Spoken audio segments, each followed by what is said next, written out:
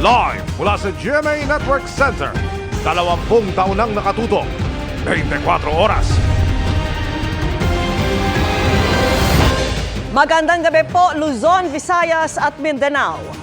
Walang kawala ang mag-live-in partner sa Cavite na mag-partner din umano sa panloloko. Magkahiwalay pero magkasunod silang inoperate dahil sa pagbebenta umano ng mga bogus na real estate property. Bukod pa yan sa pagbebenta ng ibang gamit, narito ang aking eksklusibong pagtutok. Agad nagsibaba ang pulis mula sa mobil nang maispatan ang suspect sakay ng motorsiklo. Walang ideya ang suspect na patibong na pala ang meetup niya at ng isang kakilala na hindi niya alam na undercover police pala. Ang suspect inaresto sa kasong estafa.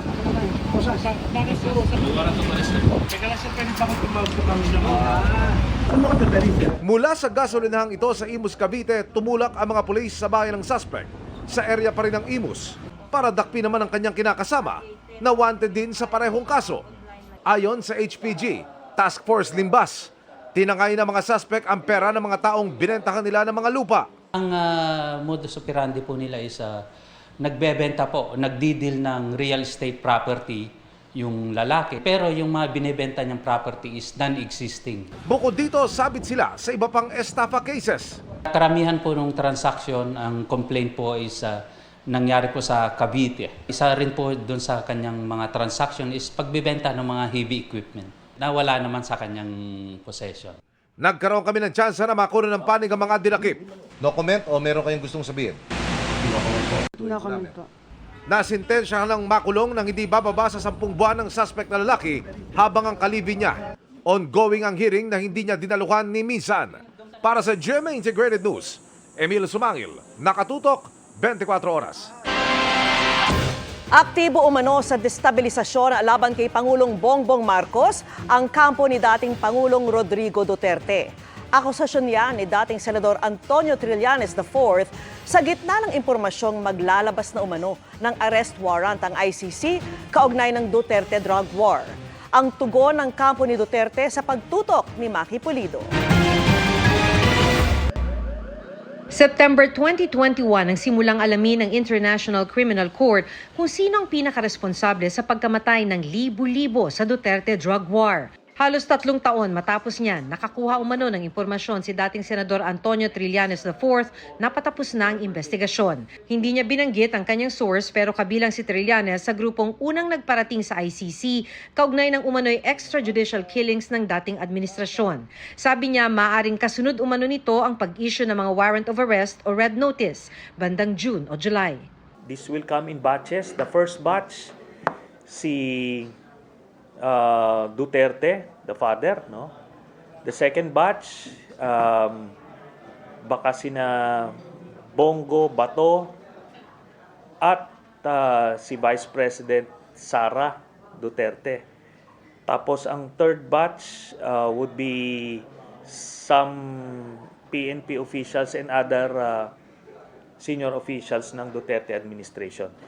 Kung sakali matatanggap ang warrant ng lahat ng miyembro ng ICC at padadalhan ng red notice ang Interpol. Sabi ni Senador Bato de la Rosa, ang dating PNP chief na nagpatupad ng Duterte drug war, Go ahead, make my day, Mr. Trillanes! Kahit sumama ka pa, mag-serve ng warrant. Sumama ka, ikaw mismo magpusa sa akin. sabi ni Attorney Harry Roque, dating tagapagsalita ni Duterte, wala naman na raw saysay anumang warrant ang ilabas dahil hindi na miyembro ang Pilipinas ng ICC. Tanging PNP lang ang pwedeng mag-execute ng warrant at dati nang sinabi ng Pangulo na hindi nito ipatutupad ang arrest warrant kung sakali dahil sa pagkalas ng Pilipinas sa ICC. Pero nangyari ang pagpatay bago kumalas ang Pilipinas kaya sabi ng isang grupo ng mga abogado, maski nga Supreme Court binanggit yan, that you have residual obligations to the court kahit na umatras ka. Yung Marcos administration talaga yung makakapagsabi kung i-implement ba o hindi yung warrant of arrest. Sabi ni Trillanes, dahil sa posibilidad ng pag-issue ng warrant of arrest, aktibo umano ang destabilization plot ng kampo ni Duterte para mapatalsik si Pangulong Marcos. Wala ring binanggit na source o patunay pero sabi niya nakapag-recruit na umano ng ilang matataas na opisyal ng PNP ang kampo ni Duterte. Wala naman umanong pumapatol mula sa AFP. Meron ng mga na-identify na active PNP personnel na Davao Group na involved dyan sa mga ouster plots. Konti lang naman. Pero the point is, meron. Identified na sila. Sinusubukan pa ng GMA News na kunan ng pahayag ang mag-amang Duterte at si Senator Bongo. Dati nang sinabi ng ICC sa GMA Integrated News na hindi daw sila magkokomento sa operational matters kaugnay sa mga isinasagawang investigasyon. Para sa GMA Integrated News, Maki Pulido, nakatutok, 24 oras. Iginit naman ng pulisya na wala itong namomonitor na destabilization plot mula sa mga aktibo at retiradong opisyal ng PNP. Hindi rin ito nagkakasa ng loyalty check, pero nagpaalala sa mabigat na parusa sa mga masasangkot sa DSTAB. Nakatutok si June Veneracion. Nasa 2 oras nagtagal si PNP Chief General Romel Francisco Marbil sa kanyang command visit sa NCR Police Office. Kinausap niya ang mga opisyal at tauhan ng police office na responsable sa peace and order sa Metro Manila na itinuturing na seat of government. Ang command visit ay regular na pagbisita lang daw ng isang bagong upong PNP chief. There's no loyalty check. Lahat po ng police dito, we are very loyal to the Constitution po. Halos kasabay ng command visit ni Marbil ang pagbabunyag ni dating Senador Antonio Trillanes IV na may mga active at retired official ng PNP na nire-recruit umano sa destabilization plot laban sa Administrasyong Marcos. Itinanggi ng PNP na may namumuong planong pabagsakin ng kasalukuyang administrasyon. Wala raw namomonitor ang kanilang mga intelligence unit na destabilization plot mula sa mga active maging sa mga retired official ng PNP. Pakiusap lang po natin kay kagalang-galang na dating Senador Trillanes sa please spare the PNP dito po sa mga issue po na ito. Paalala ng PNP, hindi basta-basta ang parusa sa sinumang masasangkot sa DSTAB. The PNP will remain apolitical at we will always uphold po yung ating konstitusyon. Alam po nung kung sino man pong makikilahok dito na mabigat po ito dahil this is treason. Bagamat walang destabilization, meron umano mga nagpapakalat ng disinformation na iniimbestigahan ng PNP Anti-Cybercrime Group. Ito raw yung mga kumakalat na maling impormasyon na babawasan ang mga benepisyo ng mga pulis gaya ng rice subsidy at combat pay. Baka they're testing the ground. Gano'ng kagaling yung anti-cybercrime group natin. But of course, we will get them soon. Para sa GMA Integrated News, June Veneracion, nakatutok, 24 oras. Gumugulong na po ang panukalang ibalik sa merkado ang NFA rice sa mga piling pagkakataon. Alamin kung kailan lang sa pagtutok ni Tina Pangariban Perez. Aprobado na ng House Committee on Agriculture and Food ang panukalang batas na nag-aamyenda sa Rice Tarification Law o RTL. Kasama sa mga amyenda ang pagbabalik sa National Food Authority o NFA ng kapangyarihang magbenta ng bigas sa mga palengke at sa piling pagkakataon mag-angkat ng bigas. Kung saan meron din mga nakikitang mga pagkakamali sa merkado, they have the power to enter para mabagsak po natin yung presyo. Preferably, there should be an emergency. Yung purpose ng NFA dito is to stabilize. Pag medyo mataas na yung presyohan ng mga retailers, ng mga traders, papasok ang NFA. So like right now, walang dinideclare na emergency, pero the way we look at it right now, yung komite, nasa emergency situation tayo na 56, di ba? We need to bring it down. Pagka-aproba ng panukala, dumiretso ang chairperson at ilang miyembro ng House Committee on Agriculture and Food sa House Committee on Ways and Means kung saan kailangang talakayin din ang panukala. Nagdagdag ng amendment si Ways and Means Committee Chairperson Joey Salceda para bigyan ng kapangyarihan ang NFA na mag-regulate ng foreign investments sa rice at corn industries ng bansa. Daraan pa ang panukala sa House Committee on Appropriations. Pero ayon kay ACT-CIS Representative Erwin Tulfo, baka raw mahirapang makalusot ito sa Senado dahil diskumpiyadong ilang senador sa NFA na nasangkot na sa ilang kontrobersiya. Kinuna namin ang panig ang liderato ng Senado pero wala pa silang tugon. Para sa GMA Integrated News, Tina Pangariban Perez, nakatutok, 24 oras. Pinasususpinde ng MMDA ang lisensya ng rider na dumaan sa EDSA busway na ang damit ay may logo pa ng Transportation Department. Nakatutok si Joseph Moro. Pinaghahanap ngayon ng Land Transportation Office ang motorcycle rider na ito na dumaan sa southbound lane ng EDSA Bus Carousel mula Ortigas hanggang Kalayaan Avenue. Ang suot ng rider may logo ng Department of Transportation o DOTR at may nakasulat na apelidong Valerio. Ipinahanap ng MMDA sa LTO ang may-ari ng motor dahil umano sa pag-abuso at hiniling na ipasuspinde ang lisensya nito. Sa record ng LTO, nakarehistro ang sasakyan sa isang Michael Valerio pero nang puntahan ang nakalistang address sa LTO, wala raw ganun nakatira doon. Wala ring sumipot na Michael Valerio sa hearing sa LTO ngayong araw, kaya nilagay na sa alarma ang kanyang motor. Nang tanungin daw ng LTO ang DOTR, sinabing wala raw silang empleyado ng nagngangalang Michael Valerio. Hinihingan namin ng pahayag ang DOTR. Ang MMDA tuloy-tuloy sa paglilinis sa mga nakahambalang sa mga mabuhay lane, lalo sarado pa ang EDSA Kamuning flyover southbound. Can you calm down? Ay, high blood po ako! Sa Scout Chatoco sa Quezon City, nagkasagutan ng MMDA at ang may-ari ng sasakyan na nakasampa sa sidewalk. Ganito lang bossing. Ganito lang yung diferensya. Makinig ka muna. Ano yung immediate action na sinasabi nyo? We don't even know. We don't even know na may ganyan. Sana kung wala po ako dyan, pwede po. Alam niyo po ba? Immediate action po ako. Okay, ma'am. Okay, ma'am. Hindi niyo po ba mapagbigyan yun? Ma'am, ito po, pakinggan niyo muna. Hindi po pwede always hindi po pwedeng consideration lagi. Dahil sa batas po natin, wala po tayo, you've been here for more than 5 minutes. Lagpas na po yung oras. Buti sana kung wala ako dyan, pwede. Andyan ako, may immediate action naman ako Sa huli, hinatak ang sasakyan na nagrereklamong motorista.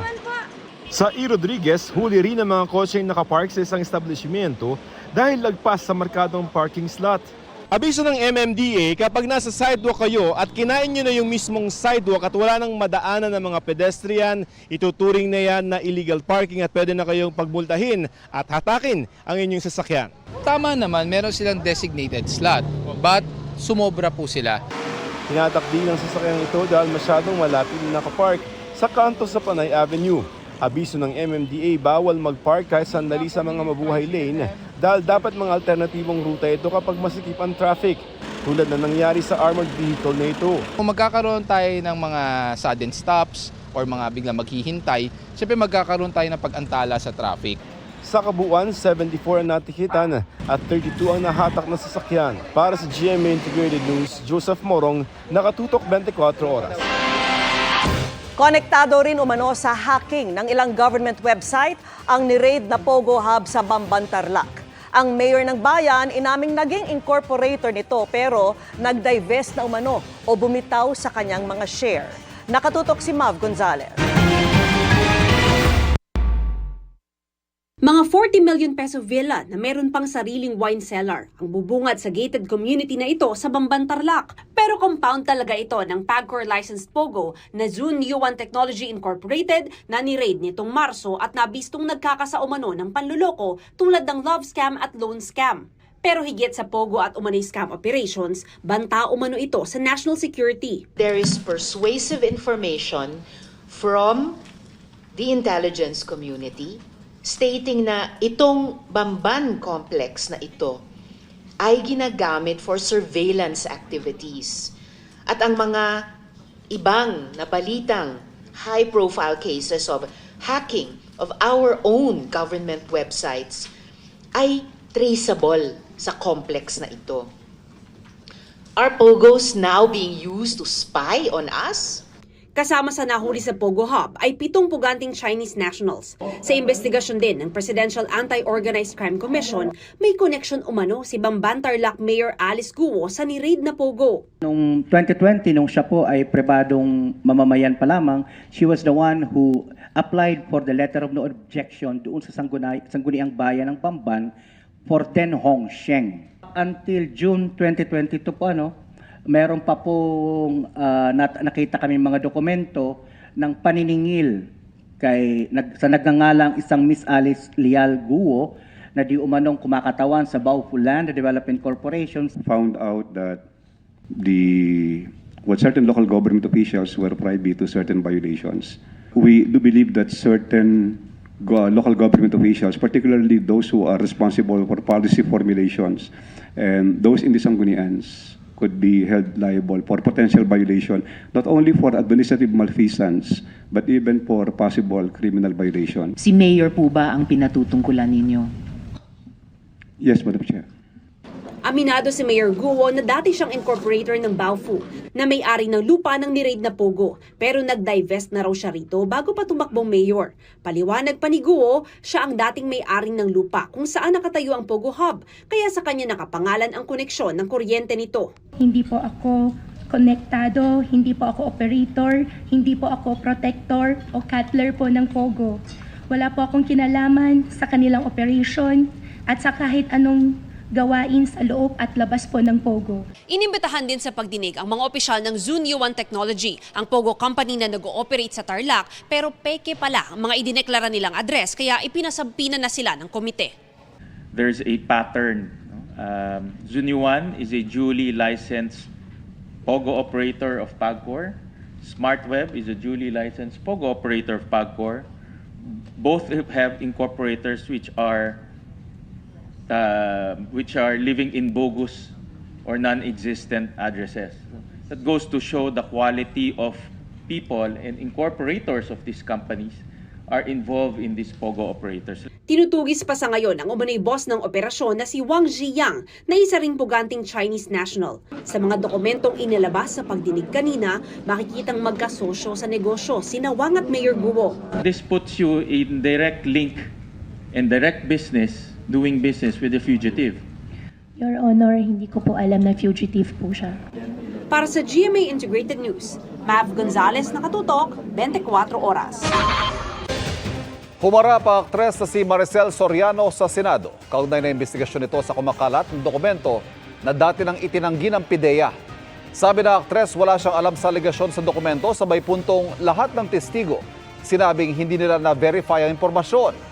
Nakatutok si Chino Gaston. For the oath. Do you swear to tell the truth, the whole truth, and nothing but the truth in this investigation? Thank you very much, ma'am. Please take your seat. Humarap sa pagdinig ng Senate Committee on Public Order and Dangerous Drugs ang aktres na si Maricel Soriano matapos madawit ang pangalan niya at ni Pangulong Bongbong Marcos sa mga umano'y confidential PIDEA documents na inilabas sa social media. Alam niyo po, first time ko po talaga na makatanggap ng imbitasyon na humarap sa Senado. Nakakakaba, nakakatakot. Sa totoo lang po, hindi malinaw sa akin kung bakit po ako naimbitahan sa hearing. Nagtataka lang po ako dahil lahat po ng tumestigo dito ay nagsabing hindi na-verify ang impormasyon ni Mr. Morales. Ipinatawag si Soriano ng komite para bigyan linaw ang mga aligasyon ng dating PIDEA agent na si Jonathan Morales na nakapirma sa dokumento at kinuha ang impormasyon mula sa isang informant noong 2012. Dati nang itinanggi ng PIDEA na may ganitong dokumento. Sa pagdinig, tinanong ang aktres kung pag-aari niya ang condominium unit na nababanggit sa umano'y pre-operation report noong 2012. Ma'am, sa mga nag-viral na dokumento na nagdadamay sa pangalan mo, sa tingin mo ba may katotohanan ang mga nasabing dokumento? Sa tingin mo? Unang-una po, hindi ko alam yung tungkol sa mga dokumento. Nalaman ko na lang yan yung pinakita sa akin. Dahil hindi po ako nagbabasa ng mga ganyan. Wala po akong alam. Wala. May property ka ba sa Rockwell? Ikaw ba ang nagmamay-ari ng sayo yon? Opo. Hanggang 2012 po, nabenta ko na ko yun. Wala na ako. Bukod dito, tinanong din si Soriano sa aligasyon laban sa kanya ng ilang dating kasambahay. 2 former household workers who lodged a complaint of serious physical injury against Maricel Soriano stated that they decided to flee from the actress condominium unit also because of her alleged cocaine use. Ano po masasabi mo dito sa balita nito? Hindi po totoo yan. Hindi totoo? Hindi po. Thank you. Totoo na meron kayong dalawang katulong sa bahay na dalawa na umalis? Opo, kasi ninakawan mo nila. Ninakawan kanila. Opo. Totoo na binugbog mo sila o hindi? Paano ko naman bububugin dalawa po sila? Okay. Si Morales naman ang ginisa ni Senador Jinggoy Estrada. Dinamay mo na yung presidente. Sinabi ng PIDEA, he was never included in the drug list. Sinama mo mga ibang personalidad, mga sikat na artista. Tinanong natin ang PIDEA, they were never included in the drug list. Kumuha lang po ako ng salaysay. Ang confidential informant po, yung nag-declare. Pinagdududahan tuloy ng ilang senador ang kredibilidad nito. Hindi nga galing sa kanya yung dokumento, galing pa sa isang informant na ayaw niya pangalanan, wala tayong, paano yun? Hindi first-hand information. Pero si De La Rosa naniniwalang totoong mayroong dokumento. Dagdag pa nga raw sa kredibilidad ni Morales ang pag-amin ni Soriano na siya noon ang may-ari ng kondo na target sana ng PIDEA operations. That adds credence to the claim of Morales na siya talaga gumawa noon. Tama yung ginawa niya dahil inamin naman ni Maricel. Si Maricel ang subject doon at saka si politician Bongbong Marcos. Dalawa sila subject doon. Tapos ang address, yung unit, the same unit. At inaamin ni Maricel sa kanya yung unit na yon. So that gives credence to the pre-ops na ginagawa ni Morales. It is a mortal sin na ilaglag mo yung confidential informant mo dahil mawawalan ka na ng kredibilidad sa yung confidential informant. Kaya alam ko, duda ko lang ito this is my opinion. Tinatago lang niya yung pangalan nung ayaw niyang sabihin dahil naawa siya sa informant. Nauna nang tinawanan ni Pangulong Marcos ang pagkakadawit ng kanyang pangalan sa umano'y mga PIDEA documents. Nilinaw ni Senador De La Rosa na walang halong politika at ang problema lamang ng illegal drugs at panganib ng paglabas ng mga confidential documents ang totoong pakay ng ginagawang pagdinig ng kanyang komite. Para sa GMA Integrated News, Chino Gaston nakatutok, 24 oras. Bumilis ang pagmahal ng mga bilihin at serbisyo sa bansa nitong Abril. Kabilang sa dahilan, mabilis na inflation sa pagkain. Nakatutok si Bernadette Reyes. 3.8% ang inflation rate sa bansa nitong Abril. Bahagyang mas mataas yan sa naitalang 3.7 noong Marso. Indikasyon na bahagyang bumilis ang pagtaas ng presyo ng mga bilihin at serbisyo sa bansa. Ang pangunahing dahilan ang mas mabilis na pagtaas ng presyo ng pagkain. May nakita tayong pagtaas ng presyo. Yung top 3 contributor muna doon sa inflation rate natin at the national level. Yung una, yung bigas, ang kanyang average inflation, sabi ko kanina, 23.9% noong Abril versus 24.4% noong March. Yung pangalawa, yung onion. May mababa na kasi ito in the previous month. So yung onion natin ay may inflation rate tayo, in particular na mga nasa minus 26.3%. Pero galing siya kasi sa minus 35.9%. Pangatlo, yung restaurants and accommodation services. In particular, itong restaurants, cafe and the like, na may inflation rate na 5.5%. Mas ramdam ng tinatawag na poorest of the poor ang pagmahal ng mga bilihin matapos umakyat sa 5.2% ang inflation rate noong Abril para sa bottom 30% ng income household. Si Aling Bebian, aminadong sa mahal ng bilihin, hirap siya sa pagbabudget. Halimbawa, kung 5 kilong bigas na bibili po namin sa isang araw, nababawasan na po ng 1 kilo. Kasi pambili po namin ng ulam. Kung yung asawa mo ay nagsasahod na sa minimum, magkano ng isang buwan doon? Less mo yung kuryente, tubig, ilaw, bahay. Ano pa bang pambili mo ng pagkain? Si Sephora na may-ari ng karinderya, kung anong mura, yun ang inihahain. Pag mura pong isda na lang po, karamihan isda ang binibenta ko. Pero pag mura po, pag mahal, talagang hindi ako kumukuha kasi alam ko talaga na hindi kaya ng tao. Sa mga rehiyon, pinakamataas ang inflation sa BARMM na naitala sa 6.3%, habang pinakamababa naman sa Ilocos Region. Dito sa Metro Manila, bumagal ang pagtaas ng presyo ng mga bilihin matapos maitala sa 2.8% ang inflation rate. Ayon kay National Economic and Development Authority Secretary Arsenio Balisacan, gumagawa raw ng komprehensibong mga hakbang ang pamahalaan para masiguro ang food security sa gitna ng mga geopolitical concern at pagbabago sa panahon na pinalalala ng climate change. Kabilang sa estratehiya ng pamahalaan ang pagpapalakas ng productivity, pagbangon ng sektor ng agrikultura at pagpapabuti ng sistema sa pagkain. Kailangan daw madagdagan ng local production sa panahon ng kakulangan para masiguro ang sapat na supply ng pagkain pagkain sa abot-kayang presyo. Para sa GMA Integrated News, Bernadette Reyes, Nakatutok, 24 Oras. Napapalibutan ng mga anyong tubig pero walang malinis na supply nito marami nating kababayan. Kabilang sa tinalakay na solusyon sa sectoral meeting kasama ang Pangulo, ang posibleng pagsala sa tubig dagat. Yan ang aking tinutukan. Kung sa tuwing kailangan mo ng tubig ay may nakukuha ka nito sa gripo o poso, mas maswerte ka sa 40 milyong Pilipino na hanggang ngayon ay walang formal water supply at nakaasa sa mga bukal, sapa at sa tubig ulan.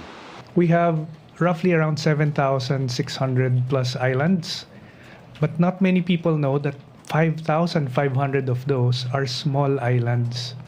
And many of these small islands do have communities, mostly fisher folks, and each and every one of those do not have access to water. Pinatutukan sila ni Pangulong Bongbong Marcos sa Water Resources Management Office sa ilalim ng DNR sa pulong sa Malacanang kanina. Dahil marami sa mga komunidad na yan ay nasa mga maliit na isla sa Bangsamoro Autonomous Region in Muslim Mindanao o BARMM, ang desalination o proseso ng pagsala ng tubig alat para maging malinis sa tubig na maiinom ang nakikitang agarang solusyon. Modular o maliliit na desalination systems ang balak dalhin sa tinukoy na prioridad na 65 island barangays.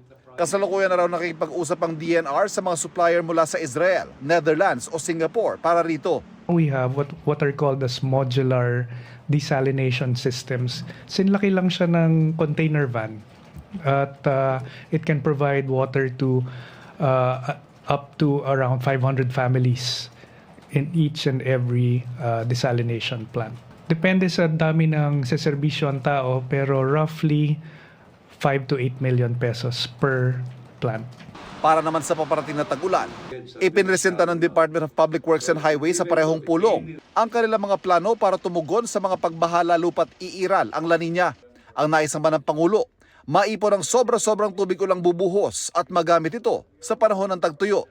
In many of the flood control projects that we'll be implementing, we will have to coordinate with the National Irrigation Administration or yung sa water supply naman for structures or mga water impounding dams, actually to be specific, that we will integrate it into the flood control programs that the department will be undertaking. Para sa GMA Integrated News, Ivan Mayrin na Nakatutok, 24 Oras. Umaabot na sa 3,000 kada araw ang nagpapaturok ng anti-rabies sa San Lazaro Hospital. Sobra-sobra na sa kanilang kapasidad, kaya may apela sila sa mga lokal na pamahalaan. Nakatutok si Rafi Tima. Katanghaliang tapat, tirikang araw, pero ganito kahaba ang pila ng mga magpapaturok ng anti-rabies sa San Lazaro Hospital sa Maynila. Bagamat karamihan sa mga ito taga Maynila, marami rin ang galing pa sa iba't ibang lugar. Noong nakaraang buwan, ibinalita na ng GMA Integrated News ang pagdami ng mga nagpapaturok dito na umabot ng 2,000, lagpas sa 800 kapasidad ng ospital. Ngayon po, umaabot na kami ng mga 3,000 patient per day. Ngayon po, mukhang sobrang unusual po. Bukod sa outpatient department, may pila na rin sa ibang bahagi ng ospital. Ang sa likod ko, mga follow-up po yan. At yung new patient po, doon po sa aming old OPD building. Ang ipinagtataka ng San Lazaro, bakit dito pa dumadagsa ang mga pasyente gayong kada syudad? May Animal Bite Center dapat ang mga LGU.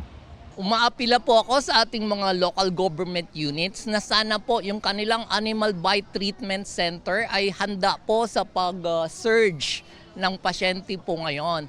Dapat po sila ay meron pong mga gamot para po anti-rabies. Pumunta po kami dito 6, nagpila na po kami ng 6. Si Mia, hirap na sa paglalakad dahil 4 na turok ng anti-rabies ang kanyang tinanggap matapos makagat ng sariling alagang aso. Kahapon, namatay ang kanyang alaga kaya agad na silang nagtungo rito. Anong una hindi mo pinansin? Hindi po. Kasi akala ko lang naman po parang normal scratch lang po eh. Tapos, kailan ka nag-alala? Nung time na po na sumasakit na po yung dito ko. Ang Animal Bite Center sa Amang Rodriguez Hospital sa Marikina, pila rin daw ang pasyente. Para sa GMA Integrated News, Rafi Tima Nakatutok, 24 Oras. Ipinagbabawal na po ang pagtambay sa tapat ng isang paaralan sa Chino Rosas Avenue na nagdudulot daw ng traffic sa lugar lalo tuwing labasan ng mga estudyante. Ang bakod naman doong sumakop na sa bangketa hindi pala sa bagong gusali ng Senado. Nagbabalik si Rafi Tima.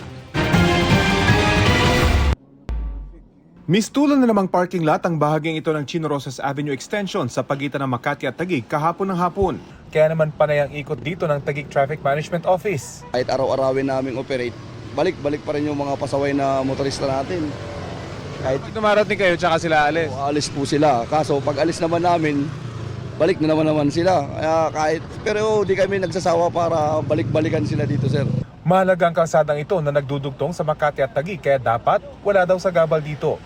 Dahil walang espasyo sa pagitan ng bangketa at mga establishmento tulad ng car wash at talyer na ito, sa kalsada na mismo nakapark ang mga sasakyan. Pero ang jeepney driver na ito, hindi natinag sa kabila ng operasyon ng Taguig TMO. Nasa bahagi na kasi siya ng Makati. Sinisita rin naman daw sila dahil alam niyang bawal, pero may lehitimong dahilan daw siya. Di ba po sa batas, pag napapagod ka, pwede ka magpahinga sa kalye, sa tabi. Kailangan naman pipilitin naming bumiyahe na ganito oras. Napakainit, hindi mamamatay naman kami. Pero huwag lang naman daw sila ang sisihin na sa gabal sa kalsada. May isang eskwelahan daw dito na nagiging dahilan ng traffic tuwing labasan ng mga estudyante. Dahil eskwelahan, pinapayagan magpark. Kahit sa ngayon po, puntahan niyo po, alas 3, marami po. Ayon sa kapitan ng Barangay Magallanes, kinausap na nila ang naturang eskwelahan.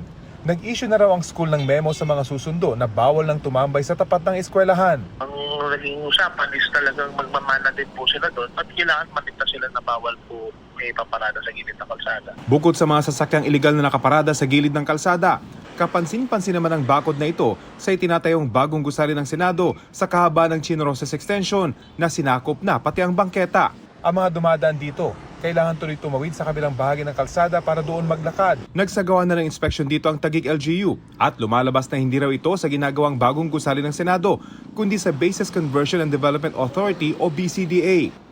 Ayon naman sa Public Affairs Department ng BCDA na nakausap ng GMA Integrated News, sadya raw talagang tinakpan ng sidewalk sa lugar para sa kaligtasan di lang ng mga worker, kundi pati ng mga pedestrian dahil saklaw ang sidewalk ng isasagawang road widening project sa lugar.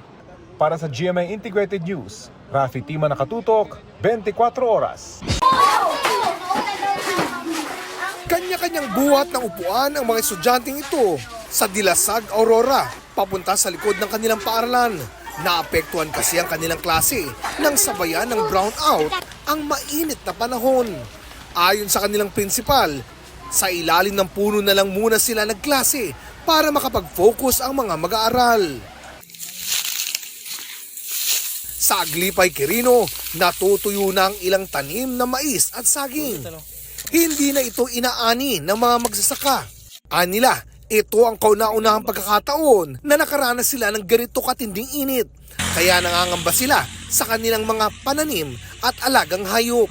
Unti-unti na rin kasing natutuyo ang mga damo na pagkain sana ng kanilang mga alaga. Para naman maibsan ang matinding init, pamilya at magabarkada ang namasyal sa mga beach. Gaya sa Malaparaisong Boracay, kung saan nag-sunbathing pa ang mga turista. Sa tala ng Malay Tourism Office, mahigit 100,000 na ang bumisita sa Boracay mula April 1 hanggang 30. Mahigit 30,000 dyan, mga banyaga. Kabaligtaran naman sa Coronadal City na nakakaranas ng pabugsog-bugsong ulan kahapon. Pasado alas 6 kagabi, nagtuloy-tuloy ang buhos ng malakas na ulan at nahirapang makauwi ang mga empleyado at ilang residenteng galing sa mall. Sa kabila nito, marami pa rin ang natuwa dahil kahit paano'y naibsan ang init. Inulan din ang ilang bahagi ng Cotabato. Ala! Sinabayan ito ng malakas na hangin kaya may nasira pang ilang tolda. Nabasa tuloy ang paninda ng mga nakapwesto roon. Ayan, nasira na ang aming pesto! Bagaman may mga pag-ulan na sa ilang lugar, sabi ng Pag-asa, posible pa rin ang mataas na heat index sa ilang lugar sa bansa sa mga susunod na araw hanggat hindi pa dumarating ang tag-ulan. Pero hindi raw yan sintindi gaya noong Abril. Last April natin, makikita natin na mas marami yung lugar na matataas ang heat index or discomfort level. Pero sa ngayon, makakaranas pa rin tayo ng mga areas na matataas ang discomfort level. Hindi na nga lang ganun karaming mga area. Posible na rin daw ang mga local thunderstorm sa ikalawang bahagi ng Mayo. Second half, may mga areas pa rin na medyo mainit, pero mostly mas marami na tayo mararanasan ng mga local thunderstorm activity. Even though without El Nino, ay nangyayari yan kapag malapit na yung tag-ulan natin. Para sa GMA Integrated News, Oscar Oida, nakatutok 24 oras. Mga kapuso, hindi na sing-init noong Abril ang aasahang temperatura sa mga susunod na araw, pero sabi ng Pag-asa, posible pa rin ang mataas na heat index sa ilang lugar. Ngayong araw, pinakamainit sa Dagupan, Pangasinan na 47 degrees Celsius ang damang init. Sinundan ng 46 degrees Celsius sa Giwan, Eastern Samar at 45 degrees Celsius sa Lawag, Ilocos Norte, Bacnotan, La Union, Apari, Cagayan, Iba, Zambales, Alabat, Quezon, Viraca, Tanduanes at Roa City, Capiz. Bukas, mas kaunting lugar ang inaasahang makararanas ng danger level heat index. Posibleng pinakamataas ang 45 degrees Celsius sa Virac, Roca City at Giwan. Easterlies pa rin ang nagdadala ng mainit na panahon sa malaking bahagi ng bansa na sinasamahan lang ng mga kalat-kalat na pagulan. Base sa datos ng Metro Weather, bukas ng hapon posible ang mga pagulan sa Ilocos Region, Zambales, Occidental Mindoro, Palawan at Quezon Province. Ilang bahagi naman ng Cordillera, Central Luzon at Oriental Mindoro ang uulanin pagsapit ng gabi. Sa Visayas naman, bukas ng umaga pa lamang ay may kalat-kalat ng mga pagulan. Pagsapit ng hapon, malalakas na ulan ang asahan sa Northern at Eastern Samar pero hihina din pagsapit ng gabi. Ingat pa rin po mga kapuso sa banta ng baha at pagguho ng lupa. Pinaghahanda rin ang mga kapuso natin sa Mindanao, lalo't umaga pa lamang ay uulanin na ang Caraga Region at magtutuloy-tuloy ito hanggang hapon. Malaking bahagi ng Mindanao ang makararanas ng kalat-kalat na katamtamang pag-ulan habang ilang bahagi ng BARM ang makakaranas ng malakas na ulan pagsapit ng gabi. Sa Metro Manila, mababa ang tsansa ng ulan sa umaga pero pagsapit ng tanghali, katamtamang ulan ang mararanasan sa ilang bahagi ng Quezon City at Marikina. Walang cabinet-level official na pumayag sa anumang proposal ng China tungkol sa ayungin at ang Pangulo lang ang pwedeng mag-aproba ng ganyan. Sagot po yan ng DFA sa alegasyon ng China na nauwi sa understanding ang umunoy pulong nito at ng envoy ng ating Pangulo. Nakatutok si JP Soriano. Pagdating sa usapin, kaugnay ng West Philippine Sea at South China Sea, tanging ang Pangulo ang pwedeng mag-aproba o mag-otorisa ng anumang kasunduan. Tugon yan ng Foreign Affairs Department. Sa pahayag ng China, sinabi nila na may internal understanding na nabuo nung makipag-meeting sila noong September 2023 sa Special Envoy of the President sa Beijing para pag-usapan ang pag-manage sa Ayungin Shoal. Sabi pa ng China, inaprubahan ito ng liderato ng bansa at nakapagkasapa ng isang resupply mission na naaayon sa understanding. Walang pinangalan ng envoy, pero ang kasalukuyang Special Envoy of the President to China and Special Concerns ay si Philippine Ambassador to United Kingdom Teddy Boy Locsin. Itinalaga siya noong August 2023. Sumama pa nga si Locsin sa isang resupply mission noong October 4, 2023 sa Ayungin Shoal. Wala pang tugon si Locsin sa mga pinadala naming text message at email. Pero ngayon pa lang sinasabi na ng Department of Foreign Affairs na walang anumang dokumento, record o kasunduan na umiiral gaya ng sinasabi ng China. At kaya nitong kumpirmahin na walang cabinet official ang Marcos administration na pumayag sa anumang Chinese proposal kaugnay ng Ayungin Shoal. Bago nito ay pinalutang ng China ang umano'y napagkasunduang new model para sa mga resupply mission sa pamamagitan ng diplomatic channel at AFP Westcom na umano'y inaprubahan sa chain command kasama ang Defense Secretary at National Security Advisor. Sinisikap naming hinga ng pahayag ang commander ng Westcom na si Vice Admiral Alberto Carlos. Pero ang unang sabi ng Armed Forces spokesman, nakalivraw ito at di sinabi kung kailan ang balik. Pero bandang hapon lumabas na nagkaroon ng Assumption of Command ceremony sa Palawan at umupo na si Rear Admiral Torres Jr. bilang acting Westcom commander. Hindi masabi ng AFP kung babalik si Carlos at kung siya pa rin ang commander ng Westcom pagbalik. Nauna nang itinanggi ng Defense Department at National Security Council ang umano'y new model kaugnay ng ayungin. Sabi naman ng Philippine Coast Guard, Nililito lang nila ang sambayan ng Pilipino. They're actually justifying ang kanilang mga maling gawain dito, mga illegal activities nila, and of course, their aggression in the West Philippine Sea. Huwag tayong maniwala sa mga ganitong pahayag ng Embahada ng China. sinisiri ng Philippine Coast Guard ang China sa pagkasira ng yamang dagat sa Pag-asa Case 1, 2, and 3. Sila ang may pinakamalapit dito bukod sa Pilipinas. It's very easy for them to have access in these areas. Nung nandun ang ating mga marine scientists, nagpalipad pa sila ng PLA Navy helicopter. Para sa GMA Integrated News, JP Soriano, nakatutok 24 oras. Habang tila tinutusta ng matinding init ang maraming lalawigan at rehiyon sa bansa, sa pagtama ng El Nino, binabayo naman ang malalakas na bagyo at mapaminsalang baha ang ibang parte ng mundo, gaya sa Rio Grande do Sul, sa Brazil, kung saan umabot na sa 85 nasawi. Bago lang nito, pati ang desyertong Dubai, kagulat-gulat ding nalubog sa baha. Resulta nga raw ito ng nagbabagong klima. At dahil din dito, kaya inaasang mas magiging mapaminsala ang pag-uulan at pagbaha pagpasok daw ng La Nina sa huling bahagi ng taon. We will be expecting wetter weather during La Nina stages. So, yun po, yun po yung kailangan paghandaan, but at the same time, kailangan ng maging mas urgent yung mga policies. Alarming is an understatement in this situation that we are in right now. Si Frank na taga Dinagat Islands na trauma ng araw sa dinanas noong manalasa ang superbagyong Odette. Pero may higit pa raw silang pinangangambahan ngayong papasok ang La Nina. Yung parang effect dito talaga sa amin is our food security. Kasi dito, medyo nagmamahal talaga ang mga pagkain. Very unpredictable. So on us, parang mahirap na the trauma na still nandito pa. Kaya ayon sa Pag-asa, Ang dapat nating paghandaan, syempre, yung ating mga flood-prone areas kung sakaling magkaroon ng La Nina. Sa ngayon, ayon sa Pag-asa, nalagpasan na natin ang pinakamatinding init. Pero hindi pa rin masasabing tapos na ang kalbaryo. Maraming mga record-breaking na mga temperature ang naranasan natin or naitala natin during the past 2 weeks ng April.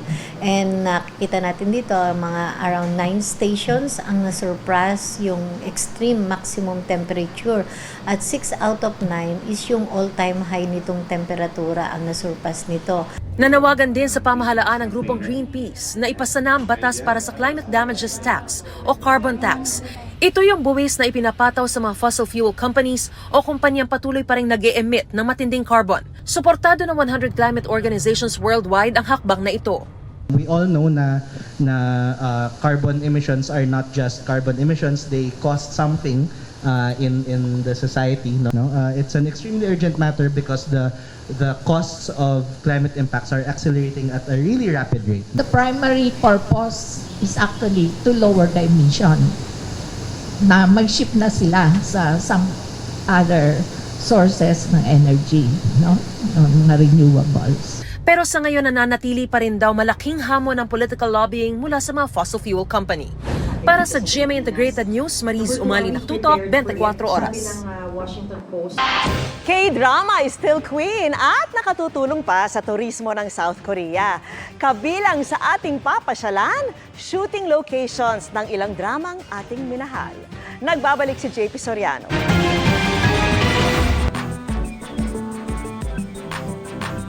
Mula sa mga Korean broadcasting stations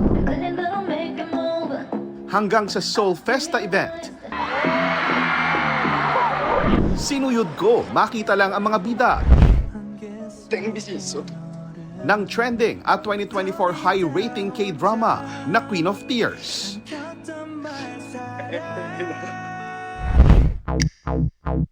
Wait, Baekhyun-woo? Is that true? False alarm man, di tayo uuwi ng Pinas ng luhaan. Nakarating po tayo dito ngayon exclusive sa venue kung saan kinasal sina Hong Hae-in at Baekhyun-woo ng Queen of Tears at sa kanilang kasal. Makikita nga po yung Han River at ang malawak na view ng Seoul, South Korea. Pero itong Walker Hill Aston House ay hindi lang shoot location ng kasal nina Yoon-woo at Hae-in. kundi venue rin ng real-life wedding ni na Korean superstar Son Ye-jin at Yeonbin, na bida ng K-dramang Crash Landing on You. Nag-window shopping din ako sa mismong mall kung saan kinuhanan ang Queen's Mall sa Queen of Tears. Pero why stop at Queen of Tears? Dito sa Yeoncheon Close School Activity Drama Art Exhibition Hall, makikita ang props ng iba pang K-drama. So ito yung mga ginamit sa K-drama ni Kim Soo-yeon na Moon Embracing the Sun, na bida rin sa Queen of Tears ngayon. Pinasok ko rin ang Suwon Hwasong Fortress kung saan kinuhanan ang Love and the Moonlight na pinalabas sa GTV.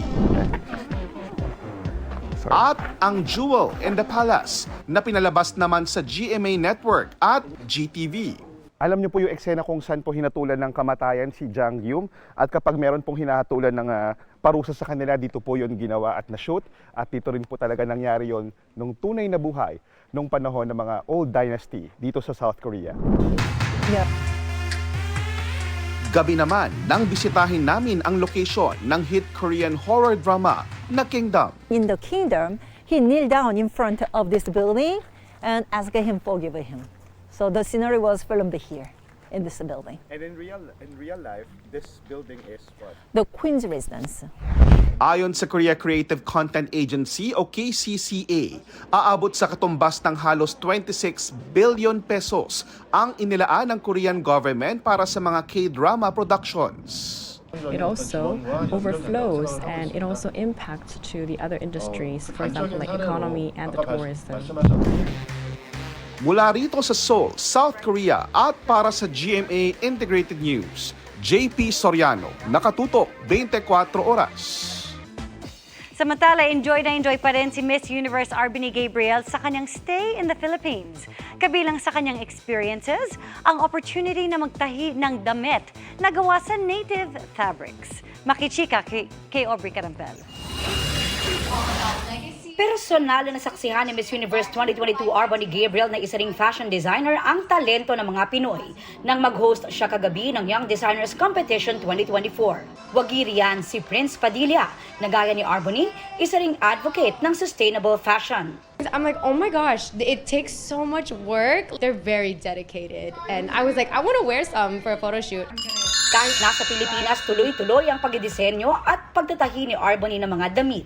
But this time, gamit naman ng native fabrics. I've already collected a lot of fabrics from Divisoria, Sultan Kudarat. I was gifted piña fabric the other days. May mga celebrity nga raw siya na gustong gawa ng damit.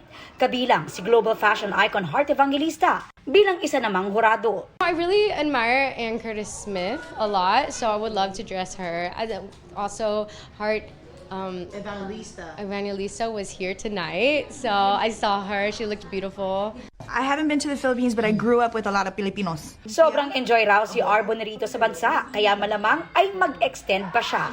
Pati nga kanyang Pinoy dad, aliw sa mga isinishare niya sa kanyang social media. I was like, Dad, is this really you or is this a fake profile? He's always messaging me on TikTok. Isn't that funny? My dad's 85, so I'm like, how are you working TikTok? I don't know. Next month, nakatakdaring dumalaw ang kanyang mga magulang dito sa Pinas. Bukod sa pagiging abala sa kanyang love for fashion, nakatakdaring mag-host si Arbany ng Coronation Night ng Miss Universe Philippines 2024 with Asia's multimedia star Alden Richards and Jeannie Mai. I am excited to meet him, yes. We're planning the garments, we're planning the dresses, so I hope to see everybody there. Abala na rin sa paghahanda ang mga kandidata niyan. Sa idinaos niyang sponsors night kagabi, inirampa nila ang mga gawang Pinoy na Filipiniana. Di nagpahuli si Miss Universe 2023 Shanice Palacios na looking regal in her gradient Filipiniana gown, suot pa ang kanyang crown.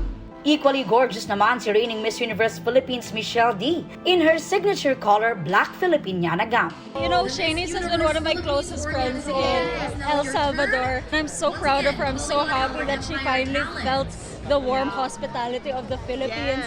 Aubrey Carampel, updated sa Showbiz Happenings. And that's my chika this Tuesday night. Ako po si Iya Arellano. Miss Vicky, Ivan, Emil.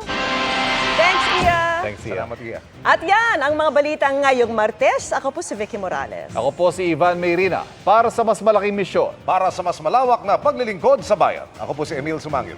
Mula po sa GMA Integrated News, ang News Authority ng Pilipino, nakatuto kami 24 oras.